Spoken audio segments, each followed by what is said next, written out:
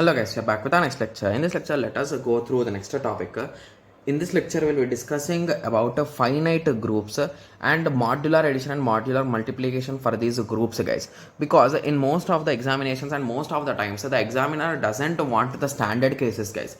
Because most of the students have already remembered this table, right? Yes. So it is just a direct question if they give directly those things, right? Yes. So that is the reason why they give these kind of a sets, like small set of numbers, and they will ask whether it is a group, monoid, or what. Okay. Yes. To solve this type of questions, so there are various methods, guys. Like basically, if there is they gave the traditional method, it's not able to be solved.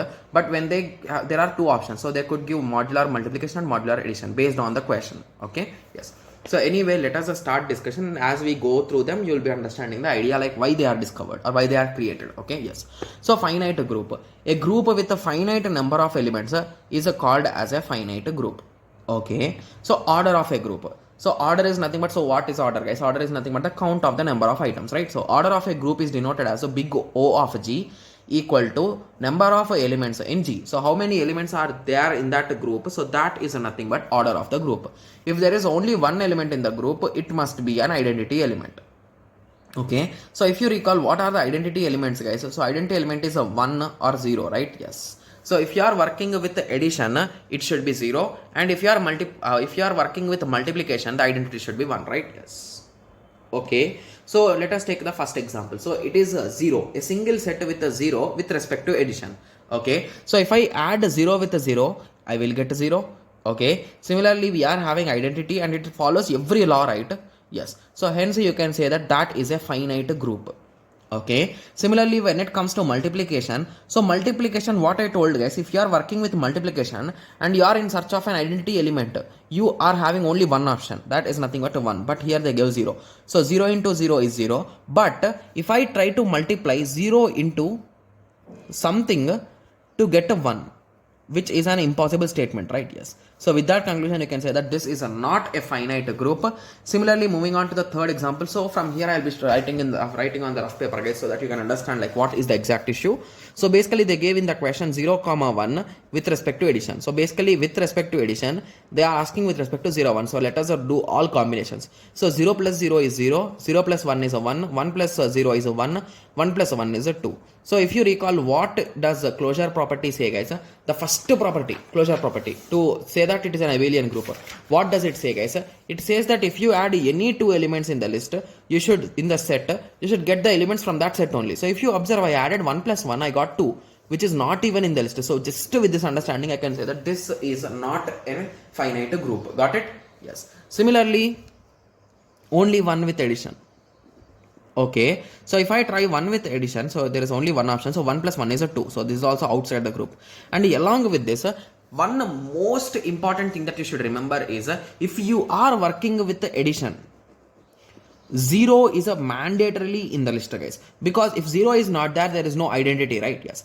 Similarly, if you are working with the multiplication, 1 should be present and 0 should not be present, guys. If you recall the real numbers, everyone failed with respect to multiplication. Only real numbers of minus 0 has been successful, right?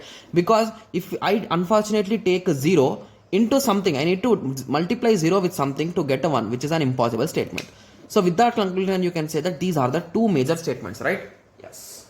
Okay, but the only disadvantage here is, so if I take any pair, any combination, most of them will fail this particular issue, right? Because if you add two numbers, you will get more value, right?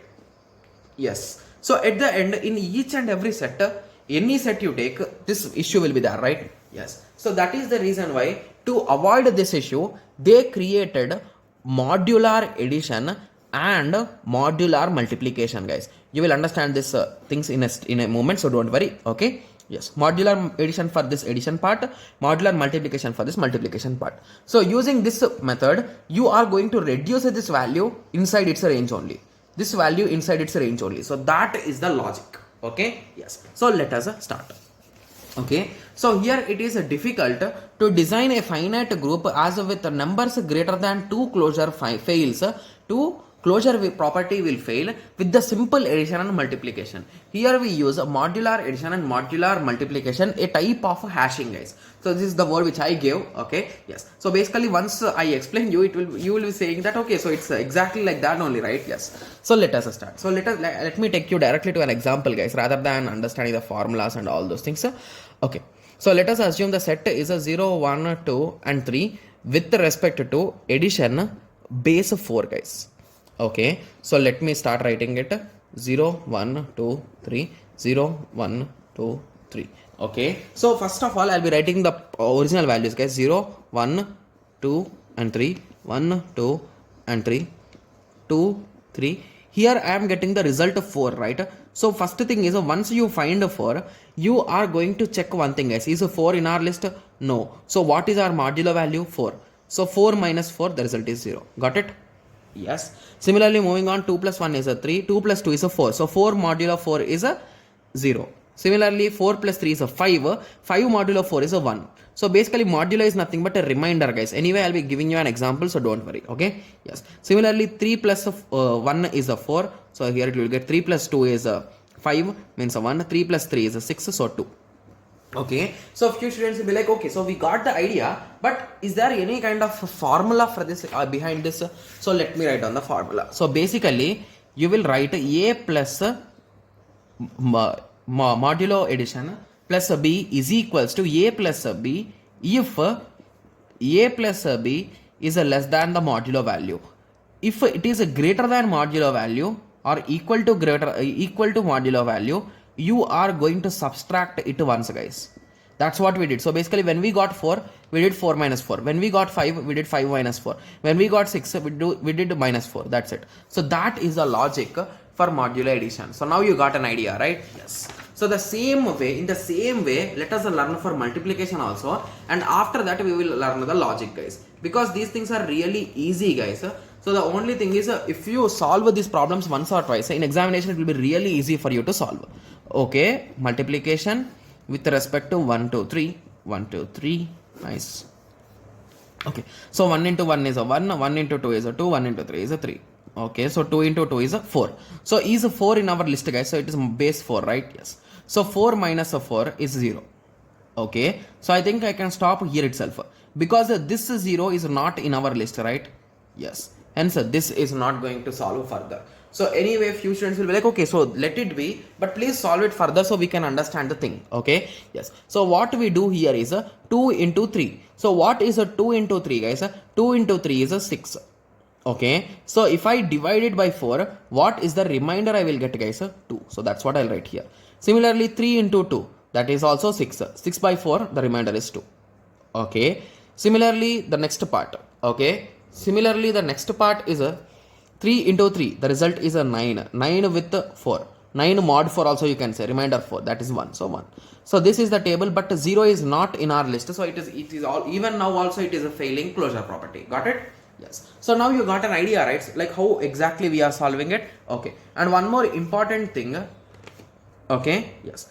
One more important thing, when you are working with this addition, always make sure that 0 is in the list, guys. And whenever you are working with this multiplication, make sure that 1 is in the list. Because without identities, they cannot functionally be a proper or finite groups, guys. Okay. Yes. So the exact concept I have written here step by step, guys. So the same things which I told you. If you are doing star with respect to 0, star with respect to 0 is an enemy, right? I told you. If a star is there, 0 should not be there. Because 0 into something equal to 1 is not possible. So that is the logic here. Okay. Yes. So now you got an idea, right? So yeah, this I forgot to say. So the modulo multiplication formula is in this way. So a into a multiplication mod b is equals to a into b is equals to a into b less than m. Okay. So a modulo multiplication b is equals to a into b percentage m. So that's what we did, right? Yes. Only whenever it is greater than or equal to m. Got it? Yes. So understanding these things are really easy, guys. But when they keep it in formulas, it will be always a bit confusing, right? Yes. Okay. So now you got an idea, right, about this finite groups and how we are converting this finite groups using this modular addition and modular multiplication. Okay. Yes. So now let us go through a small concept called as a subgroups, guys. So if there is a group like this, like this. If you take a small part of that group, it is nothing but subgroup, that's it. So when the subset of a group is also a group, so basically if you took some part of the group, right, yes, so that small group should also satisfy these properties, guys. So whatever the main group which we are trying to, so assume this as our main group, and among this I took 0 and 2, 0 and 1, so these two guys should also satisfy all properties. At that time I can say that it is a proper subgroup. Okay, yes, okay. And one more thing which I want to inform you right here itself is, so whenever this type of table you have constructed completely, so here what is the operation, guys? Addition, right? Yes. So whenever we are working with addition, what is the identity? 0. Okay. So the identity is 0. So basically with that understanding, highlight wherever zeros are there, guys. Let me remove the book so that the deviation will be reduced. So highlight wherever, sorry, my bad. Highlight wherever zeros are there inside the table. Okay, yes. So now with this highlighting, what you understood is the inverse of 0 is a 0 only. The inverse of 1 is a 3. 0 is a 0. 1 is a 3. And inverse of 2 is a 2 only. Got it? Yes. So if you observe here carefully, so that is a true, right? So 0 plus 0, the answer is 0. 1 plus 3 is 4. But when you do mod 4, you will end up with 0. Similarly, 2 plus 2 is 4. Again, if you do mod, you will get 0. So these are the inverses of them. So in that way, from the table only, you can find everything, guys. So that is the reason why this tabular method is a good method to find even inverse and all those things also. Okay, yes. And remember, always this table will also be, in most of the cases, it will be symmetric also. Like on this side, whatever are there, on this side also, they will be there. That's it. So only half time you can solve it and you can save some time. Okay, yes, okay. So when, okay, so identity element of a group and its a subgroup is always the sum. So basically if you are doing addition, what is the identity, guys? 0. If you are doing multiplication, the identity is 1. So any table you take, even if you take subgroup, for that also the case will be same, right? Yes. So union of two subgroups may or may not be subgroup. So basically assume that you union the two subgroups and you are thinking that the result will be subgroup, but we cannot guaranteely say that. But intersection we can say guaranteely, guys. Okay. Yes. Okay. Okay. So there is a particular theorem, guys, called Lagrange's theorem. Okay. So the order of a group is always exactly divisible by the order of its subset. So I will be explaining you what exactly it is meant by it. So don't worry. Okay. Yes. Okay. So let us take this a small example. So here they gave an example like 1, 3, 5, 7 multiplication with respect to 8. So here we divided it into 1, 2, 3 and 4. 4 different sets, guys. So this is the original set and these are the 3 subgroups to be clear. Like 1, 3, 1, 5, 1, 7. So to be clear, if try solving them, guys. So all of them have satisfied the subgroup property. Okay. But when you took the original group, that is a 1, 3, 5, 7. So that has been failed, guys. Okay, yes. So now you got an idea, right? So just to take the subgroups and solve the same method, how we have solved here. Okay, yes. Okay, so I told you that I will be discussing about this Lagrange's theorem, right? Yes. So Lagrange's theorem is nothing but, so assume that a group is having, so let me take a piece of paper. I think if I solve it, you will get more clarity here.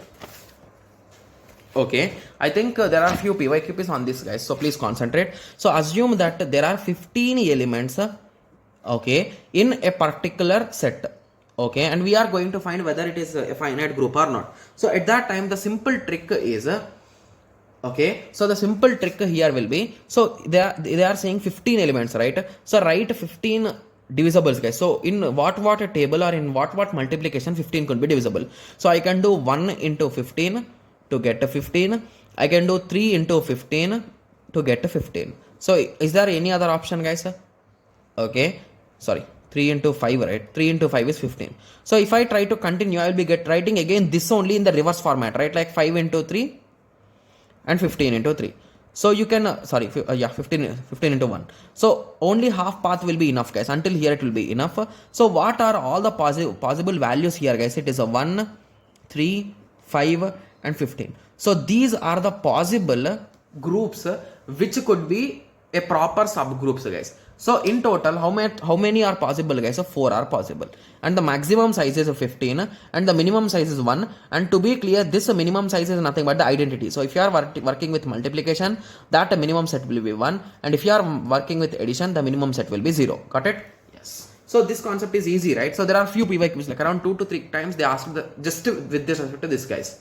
the method, Lagrange's theorem. Okay, yes. So now you got an idea, right? So how exactly we are solving these questions? Okay, yes. So now I hope everyone got a clear idea with respect to modular addition and modular multiplication and subgroup concept. So in the next lecture, let us continue with the order of an element, and the next lecture will be the last lecture for this concepts of group theory, guys. So in the next lecture only we will be discussing how you can say that a particular element is generator function, cyclic groups and all those things. Okay, yes. So I hope everyone got a clear idea about the modular addition and modular multiplication and subgroups. So in the next lecture, let us continue with order of an element and generator and all those things. Thank you. Thanks for watching. Like, share and subscribe for more awesome videos like this. Thank you.